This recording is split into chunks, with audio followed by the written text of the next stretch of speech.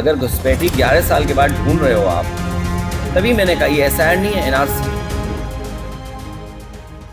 अखिलेश ने यूपी में चल रही एसआईआर की प्रक्रिया के बीच केंद्र की मोदी और सूबे की योगी सरकार को संसद से लेकर सड़क तक घेर रखा है।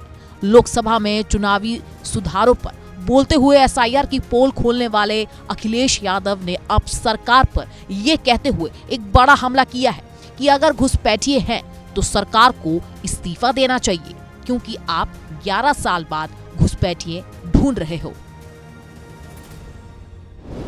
जिसका वोट होता है वही भारत का नागरिक होता है, और जो भारत का नागरिक होता है उसी को अधिकार मिलता है वोट डालने का।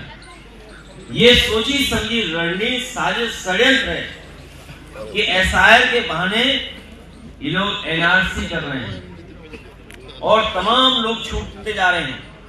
अभी जो अखबारों को मैं पढ़ रहा हूं और जो मुझे अपने कार्यकर्ताओं से जानकारी मिल रही है, जो पीडीए प्रहरी से मुझे जानकारी मिल रही है, वो आप देख लेना। उत्तर प्रदेश में लगभग 5 करोड़ लोगों को फॉर्म दोबारा भरना पड़ेगा। जो जानकारी मुझे मिल रही है, जो सूचनाएं आ रही हैं, जिस तरह से एसआईआर पर बीएलओ बिना ट्रेनिंग के काम कर रहे हैं, जिस तरीके से अधिकारी दबाव बना रहे हैं उनसे काम पूरा करने के लिए, ये लग रहा है कि 5 करोड़ लोगों को दोबारा फॉर्म भरना पड़ेगा। और अब भारतीय जनता पार्टी ने रणनीति बनाई है अधिकारियों से मिलकर के कि अब समाजवादियों के वोट कटवा दो, पीडीए के वोट कटवा दो, गरीबों के वोट कटवा दो, किसानों के वोट कटवा दो, इसलिए कि किसान नाराज बैठा है, इन्हें वोट नहीं देना चाहता है। पीडीए के लोगों के साथ जो पीड़ा मिली है, दुखी किया है, जो अपमानित हुए हैं, वो वोट नहीं देना चाहते हैं। नौजवान जिसे नौकरी नहीं मिली है वो वोट नहीं सरकार को देगा। दरअसल गुरुवार को एक कार्यक्रम के सिलसिले में अखिलेश यादव ग्रेटर नोएडा के बिसरख पहुंचे थे। जब मीडिया ने उनसे एसआईआर को लेकर सवाल किया तो अखिलेश यादव ने केंद्र की मोदी सरकार को घेरते हुए ये बड़ा इल्जाम ये लगा दिया कि ये एसआईआर नहीं बल्कि एसआईआर के बहाने एनआरसी कर रहे हैं। घुसपैठी नहीं है, अगर घुसपैठी है तो उन्हें सरकार को इस्तीफा दे देना चाहिए। अगर घुसपैठी 11 साल के बाद ढूंढ रहे हो आप, तभी मैंने कहा ये एसआईआर नहीं है, एनआरसी है। एसआईआर के बहाने एनआरसी कर रहे हैं। अभी उनको निकाल रहे हैं, बाद में हमें पीडीए वालों को निकाल देंगे। पीडीए वाले भी याद रखें, जब वोट नहीं बनेगा तो आपका राशन कार्ड गया, फिर आरक्षण छीन लेंगे। कल ही आपने देखा होगा लोकसभा में जब वाइस चांसलर के अपॉइंटमेंट पे कितना बीजेपी उछल रही थी। वाइस चांसलर कौन अपॉइंट हो रहे हैं और वो किसको अपॉइंट कर रहे हैं? तो आरक्षण छीना जा रहा है आपका, महंगाई बढ़ाई जा रही है, रुपया कहाँ पहुंच रहा है बताइए आप। $1 में कितना रुपया लग रहा है? अर्थव्यवस्था क्या है? आपका कोई इंडस्ट्री नहीं लग रही, और जो मुनाफा कमा रही थी इंडस्ट्री वो भी सब फेल कर दी इंडस्ट्री। अखिलेश जी, मुख्यमंत्री योगी आदित्यनाथ का ड्रीम प्रोजेक्ट था फिल्म सिटी बनाना यहाँ पर, लेकिन इतने दिन बीत गए अभी तक कार्य शुरू नहीं हुआ उसका। उनकी सरकार में सब इतने कलाकार हैं, क्या जरूरत है फिल्म सिटी की? अच्छा, तुमने लखनऊ में नहीं देखा? इतने फिल्म सिटी की जरूरत क्या है? वो तो लखनऊ में हम लोग देखते रहते हैं। आपने अभी हाल ही में बैलेट पेपर को लेकर बयान दिया। हम सब पूरे देश के लोग चाहते हैं कि बैलेट से वोट पड़े।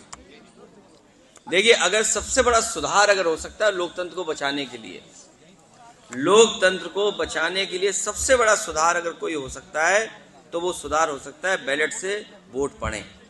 दुनिया के जितने विकसित देश हैं, अमेरिका है, जर्मनी है, जापान है और दुनिया के देश हैं, सब बैलेट से अपना रहे हैं, क्योंकि उनके देश में भी ईवीएम पे सवाल खड़े हुए थे।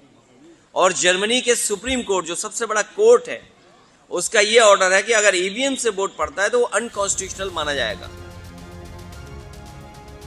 अखिलेश यादव ने आगे कहा कि अभी उनको निकाल रहे हैं, बाद में हमें पीडीए वालों को निकाल देंगे, लेकिन पीडीए वाले भी याद रखें, जब वोट नहीं बनेगा तो आपका राशन कार्ड गया, फिर आरक्षण छीन लेंगे।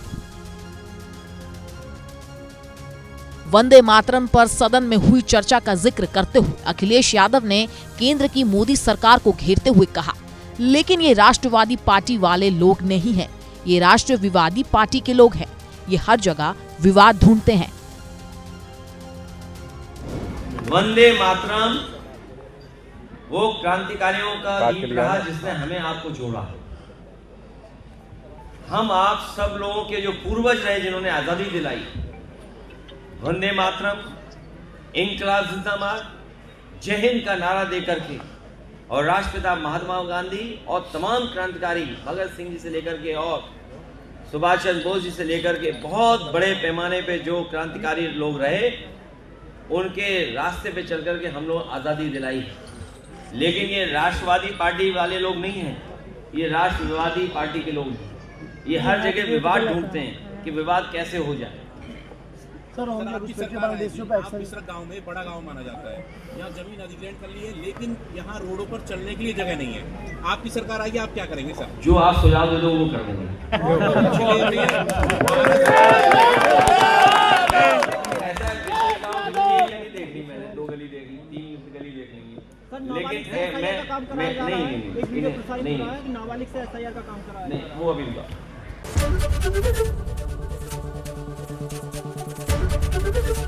एबीपी गंगा, खबर आपकी, जुबान आपकी।